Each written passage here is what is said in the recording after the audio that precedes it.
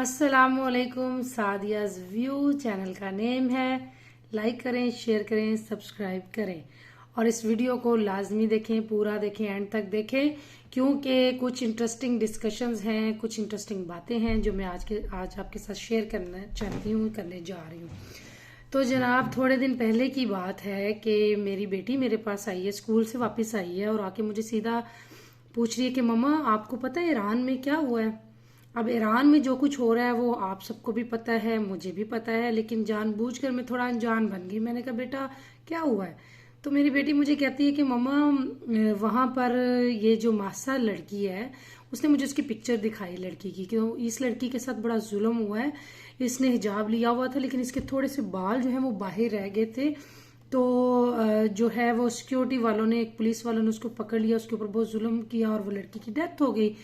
तो फिर मैंने कहा कि हाँ बेटा मुझे इस वाक़े का पता है और मुझे बड़ा अफसोस हुआ है, बड़ा दुख हुआ है, इस को सुनकर बड़ा अफसोसनाक ये वाक़या था। तो मेरी बेटी मुझे कहती है कि लेकिन मैंने साथ में ये कह दिया, मैंने कहा बेटा मेरा ख्याल है कि वहाँ पे जो इस्लामिक लॉज हैं, हिजाब के बारे में जो लॉज हैं, तो वहाँ की औरतों को भी इसका थोड़ा ख्याल रखना चाहिए। तो मैंने इसी अंदाज में उसको कहा कि थोड़ा सा उनको ख्याल रखना चाहिए। तो मेरी बेटी दूसरी भी आ गई इधर, मुझे आके कहती है कि इसका मतलब है कि आप तो वायलेंस को सपोर्ट कर रही हो। अब मैं लाजवाब हो गई, मैंने कहा अब देखिए मैं वायलेंस को सपोर्ट तो नहीं कर रही, लेकिन मेरे बच्चे के जहन में ये बात क्यों आई है। तो इसके ऊपर हमारे दरमियान में एक पॉजिटिव सी बहस होना शुरू हो गई। वो बहस मैं आपके साथ थोड़ी सी शेयर करूंगी। और देखिए हिजाब जो है वो पूरी दुनिया में क्यों इतना मसला बनता जा रहा है। ये कोई इतनी बुरी बात नहीं है, इसके साथ कोई नुकसान नहीं किसी को होता किसी के हिजाब करने से, तो फिर ये इतना बहस क्यों इसके ऊपर होती है और यहाँ तक कि इसके खिलाफ जो है वो काम किया जा रहा है। तो खैर ये जो है ये एक मसला तो है। तो जनाब अब क्वेश्चन होना शुरू हो जाते हैं। बेटियां मुझसे क्वेश्चन कर रही हैं, मैं उनका आंसर कर रही हूँ, आप भी सुने क्या हो रहा है।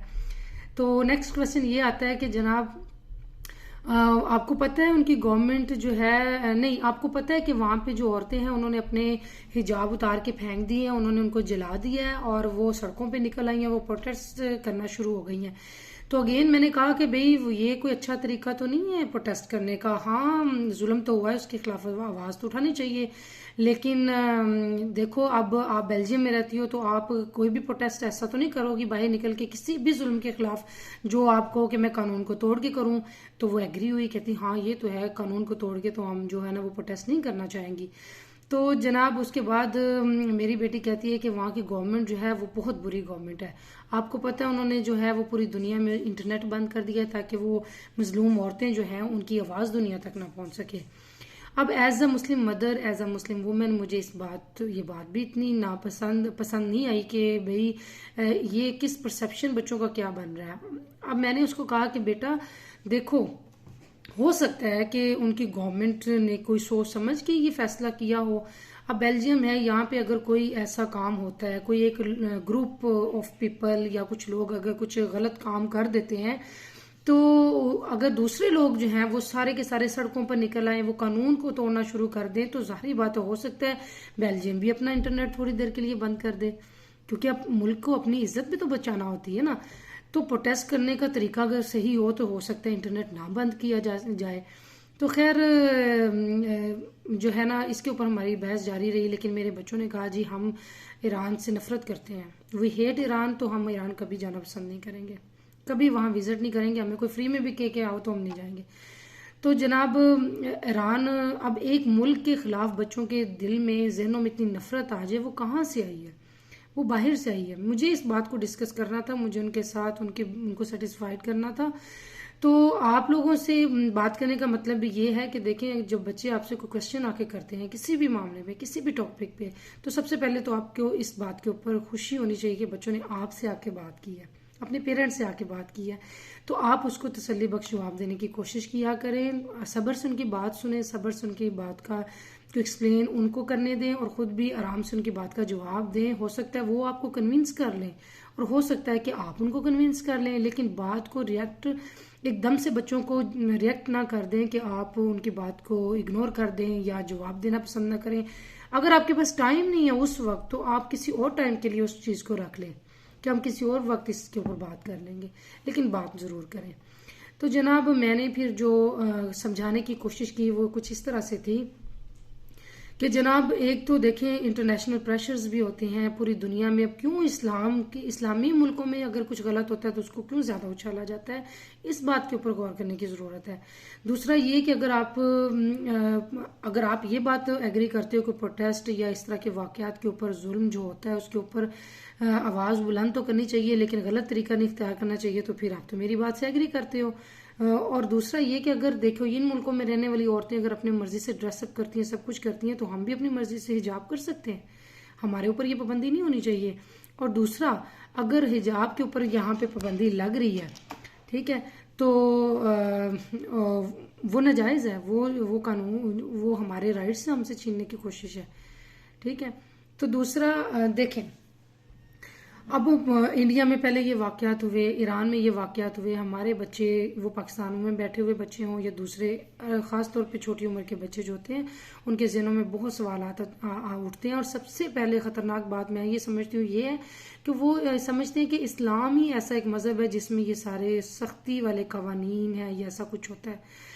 तो उनको समझाने की कोशिश करें कि नहीं, मैंने भी यही कोशिश की कि नहीं, इस्लाम एक खूबसूरत मज़हब है, इस्लाम के अंदर हिजाब इसकी एक और खूबसूरती का एक हिस्सा है।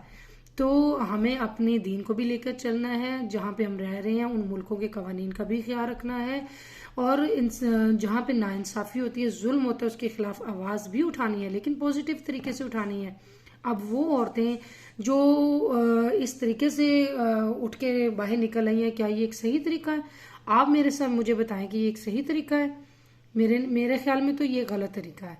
ये तो हिजाब को पूरी दुनिया के अंदर जो है और ज़्यादा उसको एक बुरा सा पेश करने का तरीका है कि ये बहुत बुरी चीज़ है और हम इसको उतार के फेंक रहे हैं, हमारा इससे कोई ताल्लुक नहीं है। और अब यहाँ पे भी ऐसे कानून बनाए जाए, होगा क्या? पूरी दुनिया से प्रेशर आएगा।